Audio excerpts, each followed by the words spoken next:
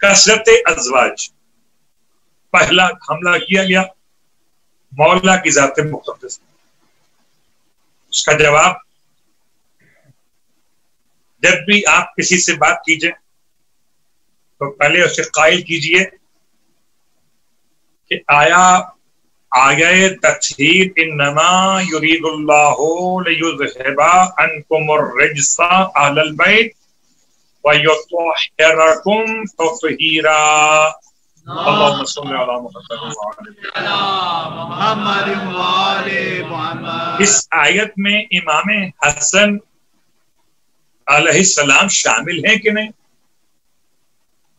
شیعہ، سنی، اہل حدیث یا مکتب دیوبند؟ آیے تطہیر میں کسی اور کو شامل کریں وہ ان کا مسئلہ، ان کو مائنس نہیں کر سکتے، پنجتن کو مائنس نہیں کر سکتے.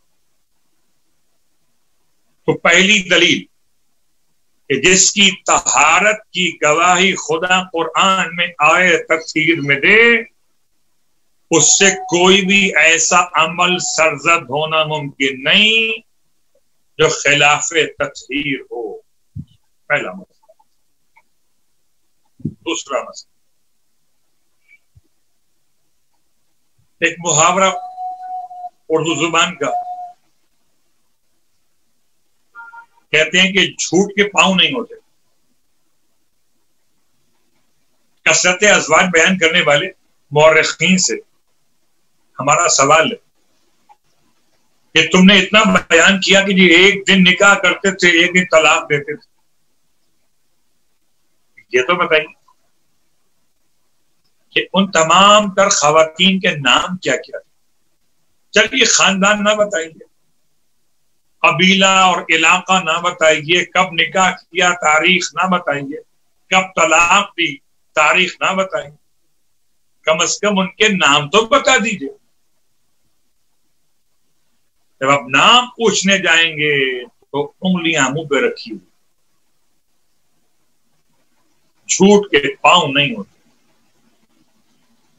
اللہ، جس کو اللہ کے رسول اپنا لعاب چسائیں، جس کے وجود کو اللہ کے رسول اپنے کانے پر بٹھائیں، یہ ناصبی اور بنو امیہ کے ہوا خواہ بکے ہوئے صاحبان قلب رسول خدا کو نہ چھوڑا.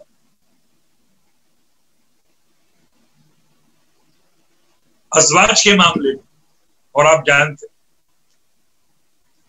ایک 9 سال کی خاتون سے نکاح کا تذکرہ اور کیا کیا خرافات منسوب کی گئیں اللہ کے حبیب سے. تو مولانا حسن کے ساتھ اللہ. دوسرا مسئلہ صلح امام کے حوالے سے. امام علیہ السلام نے معاویہ بن ابی سفیان سے صلح کی بیعت نہیں، اسے خیرات میں حکومت دی، خلافت نہیں. بات واضح ہو رہی ہے؟ حکومت دی، خلافت نہیں. اور اپنی مرضی کی شرائط پر دی، اس کی مرضی کی شرائط پر نہیں. اور اس کے بعد امام علیہ السلام نے اپنی صلح کو صلح حدیبیہ کے مثل خود قرار دیا، جیسے اللہ کے رسول نے کفار مکہ سے حدیبیہ کے مقام پہ صلح کی، اسی انداز سے مولا مجتبیٰ نے معاویہ بن ابی سفیان سے صلح کی. آپ فرماتے بس ایک فرق خود مولا فرما رہے ہیں کہ میرے جد نے صلح کی کافروں سے اور میں نے صلح کی ان سے جن کا کفر چھپا ہوا تھا. بس تفصیل کا وقت نہیں ہے، یہ بات یاد رکھیں. اللہ کے حبیب فرماتے ہیں شیعہ سنی دونوں روایات موجود کہ میرے دونوں بیٹے امام ہیں، قاما او قعودا، یہ دونوں قیام کریں تب بھی امام ہیں، اور یہ قیام نہ کریں بیٹھ جائیں تب بھی امام۔ تو بیٹھے تب بھی امام، کھڑا ہو تب بھی امام۔ اللہ کے حبیب کے صلح کے اور جنگ کے دونوں معاملات سنت دونوں ہے، صلح بھی سنت ہے اور دفاع جہاد بھی سنت ہے۔ تو آپ کی سنت پر دونوں شہزادوں نے عمل کیا، ایک نے صلح کو اختیار کیا، ایک نے دفاع جہاد کو استعمال کیا۔ یہ جملہ آپ کی خدمت میں مکمل کر دیں۔